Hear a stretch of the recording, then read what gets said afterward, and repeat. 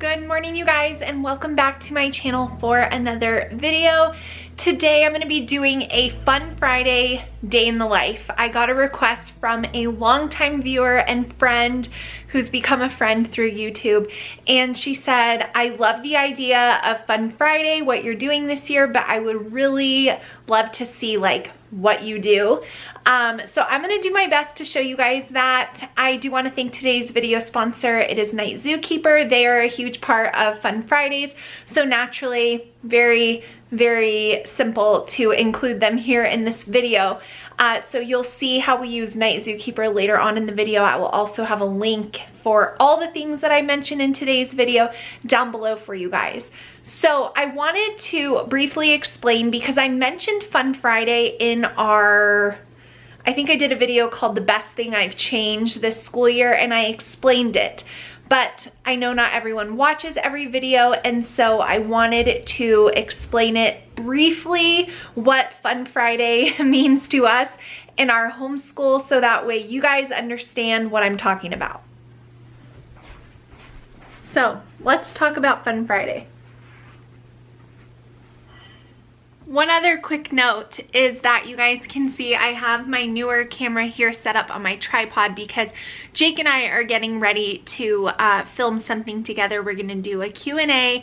I've been updating all my Q&As on my channel because a lot of you guys were saying, oh my gosh, comment like you were watching old ones saying, watching this in 2022, do an update. And so I realized it's been a really long time since I've done a Q&A, and it's been an even longer time since I've done a Q&A with Jake. And it just warms my heart that you guys have grown to like you understand his sense of humor, you understand like our relationship dynamic, at least on screen. And so it's just a lot of fun to include him in a little bit of my work. He is actually off today on a Friday, which does not happen often. So normally he is not a part of Fun Fridays. So anyways, if you watch a lot of my content, you might notice like a little bit different about videos, but I like using an older camera, but I know you guys are not here for that.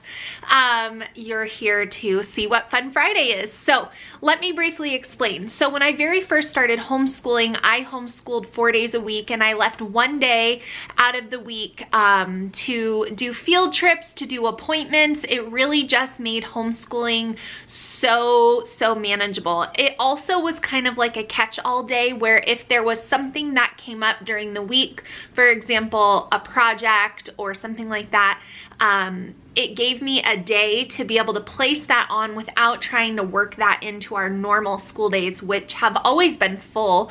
Obviously now they're really full, having 2 high schoolers all the way down to elementary school, but they were full when my kids were all little too. And that's just the way that homeschool life is. It changes, but like the days are always really full and rich, and that's great. But it can be a challenge to kind of get to some of those things that you want to do, but you're like, we just really don't have time. We can't do school until 5 o'clock at night. So 4-day-a-week school week worked wonderfully for me. It was a mind-blowing concept at the time, coming out of public school and just that really being all I've ever known. And I actually have the Sunlight Instructor's Guide to thank for that 4-day-a-week school week idea. So that's where it came from, and I did that for a lot of years. Well, and it worked really well. Well, when my oldest daughter got into the 7th grade, that's when I chose some different curriculum that was formatted off of 180 days and for completion. Now, of course, plenty of homeschoolers would be like, I'm not doing 180 days. We just won't finish the course. If that works for you, good. It does not work for me, and it doesn't work for my daughter. She knows how many lessons there are. She wants that feeling of completion, that sense of satisfaction, as do I. And so when we had some curriculum come in that was 180 days, it was like the 4-day-a-week thing could not work any longer because we had to be doing that class at least 5 days a week, pretty like consistent, in order to take time off, like Christmas break or a vacation break. So doing 4-day-a-week school week was just not gonna work. So I did 5-day-a-week school week for a few years, and at the beginning of this year, I thought, you know, I really need to get back to a 4-day-a-week schedule. I do still have 2 kids who that can work for. My older 2, I thought it wouldn't really work for, but then I got the idea, okay, let's still do a 5-day-a-week school week, but let's make one day of the week a little bit different. And it's worked out so well. So if you have high schoolers and you're kind of like feeling, or you're coming up on having a high schooler and you're feeling the pressure of, oh my gosh, 5 days of like 6 hours of school, maybe that's just me. Let me encourage you that Fun Friday can be an answer to all of your problems. It wasn't really a problem. It was just, I still wanted to have time to do things like crafts and without trying to like figure out how to fit that in like a busy day. So I chose Fridays as the day of the week, but I can change it. So like Fun Friday can be moved to Tuesday if I needed it to be. Friday just works out the best because in general we don't have extracurricular things at night, and generally by the end of the week, like there's household things that I need to take care of. I also have to manage my work here, and it is the busiest time of year for me for work. And so like keeping up with deadlines, figuring out content ideas when I'm posting things, running giveaways and all of that, it's a lot. So by Friday, there's things that I need to be doing. So Fun Friday. Let me just say really quick, give the disclaimer that it doesn't mean that the other days of the week are not fun. They are super fun. We love everything we're utilizing in our homeschool, and we're very, very content and happy with everything after getting over those initial beginning of the year hurdles. But Fun Fridays are a lighter day. So let me just tell you that it's a lighter day.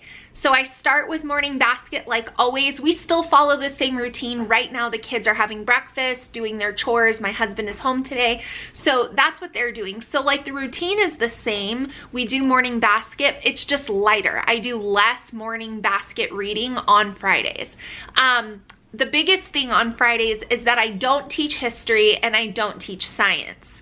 So those are usually in alternating form on our morning basket, and I usually will incorporate something else into morning time. So today you guys will see I have a gratitude little printable from Campfire that's a part of our Giving Thanks unit that I saved so that my kids would have time to do like a thoughtful writing assignment. So I'll incorporate seasonal things as we head into Christmas, all of that. That's when these things come in, is morning basket, like the writing prompts and just those fun seasonal things, the coloring sheets, like we do those during morning basket while I'm reading, and it just adds an element of joy to our days. But Fun Friday is lighter. It's a lighter morning time. It's less reading and no history, no science, and usually something like different for morning basket. Then my older 2 kids, I told you guys, they have those 180-day courses. So I do have them complete those on Fridays. However, they do not do their language arts or their English class, and they do not do math. So those are the 2 things that they don't do on Fridays, which they absolutely love to have like a little bit lighter of a day as well. And it works well for those 2 courses for them to not do those things on Friday. My younger 2 kids, the 7th grader and the 5th grader, they don't do any language arts or math either, and it works really well for them. So really that just leaves, you know, some reading time, maybe doing, like I said, a downstairs handwriting assignment, but it leaves Friday wide open for me, especially with my younger 2 kids, to do whatever we want to do. And with my older 2, their classes that they need to do, they take about 30 to 45 minutes each. So in totality, it's about 2 hours, maybe an hour and a half. And so anything that I want to include them on on, which there's gonna be a ton of that in the Christmas season. The crafting, the baking, all that fun stuff is not stuff that I am willing to do without them, because I don't want them to feel like disengaged from homeschool and just like sit at a desk and learn all day. So that's what we do on Fridays. So every week is different. That's what I'm getting at, but I wanted to explain it to you guys. So this Fun Friday is gonna be different than next week, and the week after that, and the week after that. But in general, though, that's kind of what I follow. So it's a shorter day, it's a lighter day, and it's a day that we can do different things.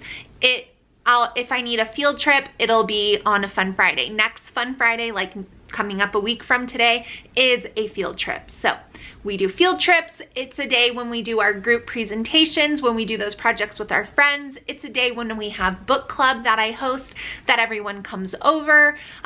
It's a day where if I can have any say in it, that's when I schedule appointments. My older two kids have dentist appointments today.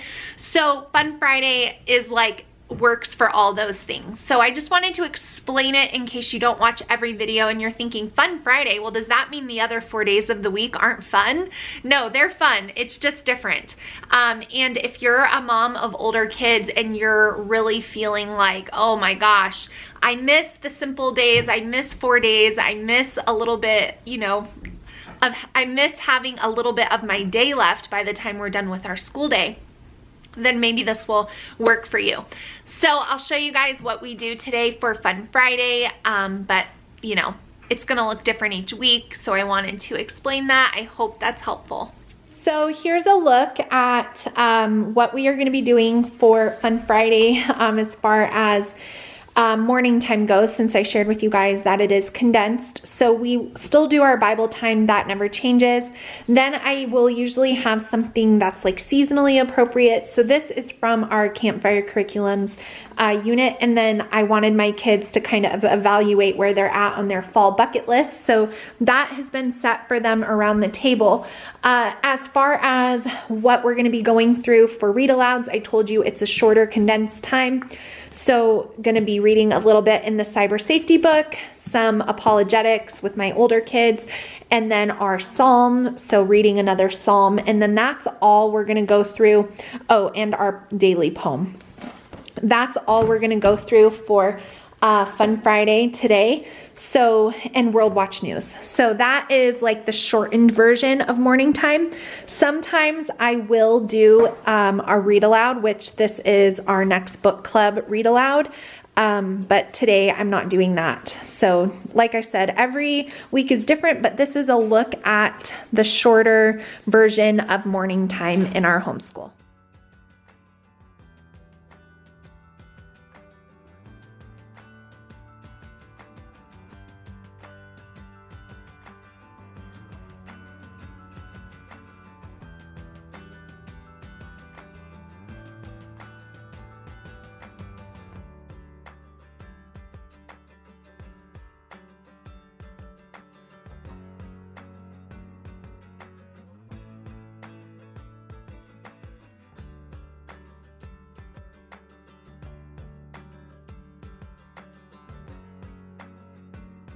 Psalm 44. God, we have heard with our ears, our ancestors have told us the work you accomplished in their days, in days long ago. In order to plant them, you displaced the nations by your hand. In order to settle them, you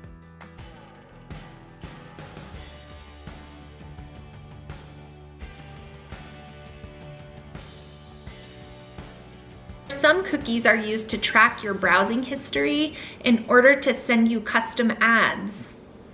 Many people feel this is a serious breach of privacy. There are ways to clear cookies from your browser and to change settings to prohibit cookies on your computer. Ask an adult to help you do this. So the internet is really smart or really evil, depending on how you look. Okay, so after you go through your fall bucket list and you see which things you've completed, I didn't say that it needed to all be completed. Of course, those are just for fun, but just seeing if there's anything that you've checked off. Everyone has a printout of this sheet right here. And if you guys remember the other day when we were doing our giving thanks unit, this right here, who remembers? Me. It was taught, don't start writing anything down. not yet. It was talking about what? Sharing gratitude with your family, to people that you love, right? Not just assuming that everyone knows how you feel, never forgetting that there's power in telling people how you feel and truly how you feel. So today I wanted to take a little bit of time to write some letters of gratitude for each other. So I know you guys like to make jokes and you're already thinking of ways to make jokes, but we're not gonna be joking in the letters. I want these to really be sincere. And if you want, you know, to do it in a private place versus, you know, at the table where someone can read it, that's fine. There should be no embarrassment that goes along with telling your brother or sister, you know, how you're thankful, how you're thankful for them and, you know, what you appreciate about them. So I'm gonna have Kylie and Landon write letters to each other, and I'm gonna have Caleb and Olivia write letters to each other. And I'm going to, and I'm going to write one to Dad. So that I'm gonna do mine right here. And so we can just take some time to express our thankfulness for that person, not necessarily what they do for us, but more along the lines of who they are and what we appreciate about them, what we appreciate about their personalities, what we appreciate about their contribution to our family, what we appreciate about maybe a memory that you have together. These are all different things that we can think of. And I would like you to try to fill the entire page. Okay? Okay. So we're gonna start on that. Nobody make it a problem by trying to read what the other person is writing. You know, let's not do that, okay? And let's make sure we use proper punctuation, capitalization.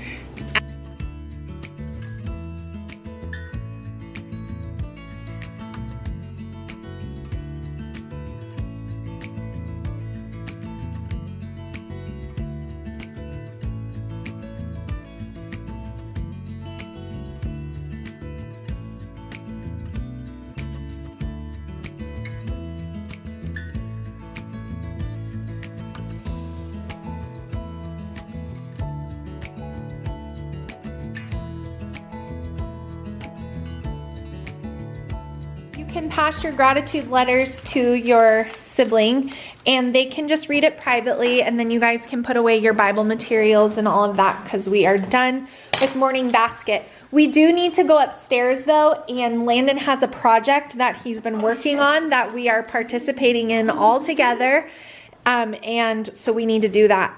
Okay, so now that we finished up morning time on our Fun Friday and we took time to write those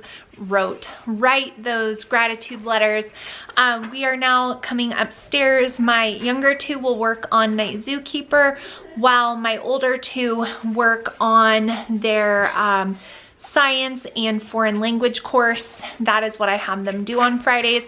And then anything that they need to, if they miss something throughout the week, if they have a project, if they have a paper, like anything like that, they can work on that on Fridays. But today it's just those two things. So they'll do that while my younger two play Night Zookeeper. So as I shared at the beginning of the video, today's video is being sponsored by Night Zookeeper, and that is because Night Zookeeper is a huge part of our Fun Fridays. If you watch a lot of my content, you've seen that we use them on Fridays in place of language arts for my younger two kids. And that's because Night Zookeeper is a creative writing platform for kids ages 5 through 12, and it really has so much to offer. There are writing games, spelling games, typing games, writing assignments where they can get feedback from an instructor. There's helpful things that remind them of grammar and punctuation and varying sentence structure. All the good stuff that your language arts curriculum is focusing on is found in Night Zookeeper. It's also such a great way to have your kids work on their computer literacy skills as they learn how to navigate a safe website, use, you know, the mouse pad, look for things, sign-ins, logins. All of those things are really, really important skills, especially nowadays. And sometimes they can be overlooked, especially if you're a mom like me and you really like to limit screen time. So we love using Night Zookeeper on Fun Fridays. My kids truly do look forward to it. They really, really enjoy the games that Night Zookeeper has where they can interact with each other. So they can create their own individual characters and then they can interact on their own screens with the other people in the game at that time. And they have a lot of fun trying to sync that up. They also really enjoy the writing prompts on there, as well as all of the different games. They of course have their favorites, which I've shared with you guys in the past, but they really do love everything on Night Zookeeper. We've been using it in our homeschool for over a year, probably closer to 2, and it is really, really wonderful for days where you want to do something different for language arts, or if you need to extend your curriculum, like if your older kids have more lessons than your younger kids, or if you need something productive for your child to be doing while you work with another child, if you're managing lots of littles, Night Zookeeper can be very, very helpful. But you also can use it as a language arts curriculum if you're really wanting to get away from doing anything, you know, like book-wise. You can do that. So I will have a link to Night Zookeeper down below for you guys. I'm only gonna be having links for just a short while longer. So if you've been waiting to try it out, I just want to encourage you to take advantage of it. They do have a multi-sibling plan, so you get a discount if you have more than one child, like me, using Night Zookeeper. And that link will be down below where you can get 50% off your subscription to Night Zookeeper. I know you guys will absolutely love it and your kids will love it too. And it can be used in such a variety of ways to help you throughout your homeschool week. So all the information will be down below for Night Zookeeper. As you guys saw, we use that in place of language arts on Fun Fridays, and it's a really fun change up. I generally will give them a set amount of time that I want them to be on there. That's just the way that we do it. But all the information to Night Zookeeper will be down below for you guys.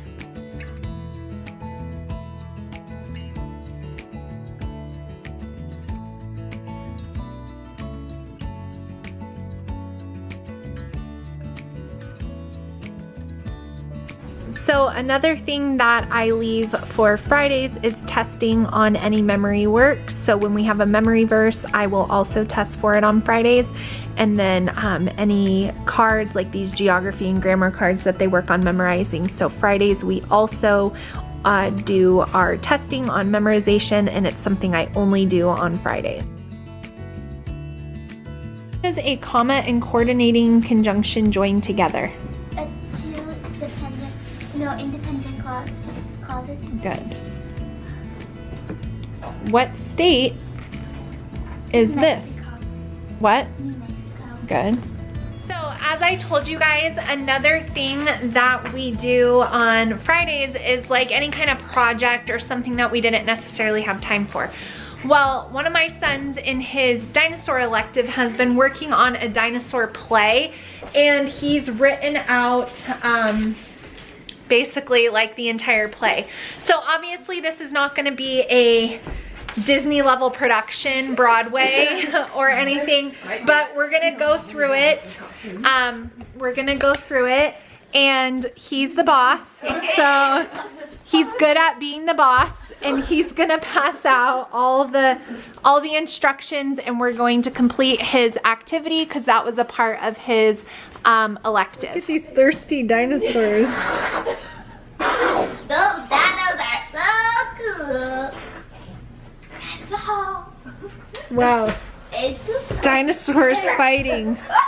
Sin has entered the world. Okay, don't actually hurt him. Oh, okay, that's it. That was good. Feels dead, right? So that's gonna be it for this day in the life on a fun Friday. I hope you guys enjoyed seeing a little bit of how our homeschool looks on Friday in comparison to the other days of the week. I hope it was helpful for those of you who requested this video and had questions about it. Let me know if you have any other questions. Make sure you check out the links to Night Zookeeper down below, down in the description box. Everything that I mention in videos, I really do try to link it down below. Sometimes I forget, so ask if there's something missing, but the description box is always where you can find like the things you're looking for. I hope you guys are doing well, and I will see you again really soon. Bye, friends.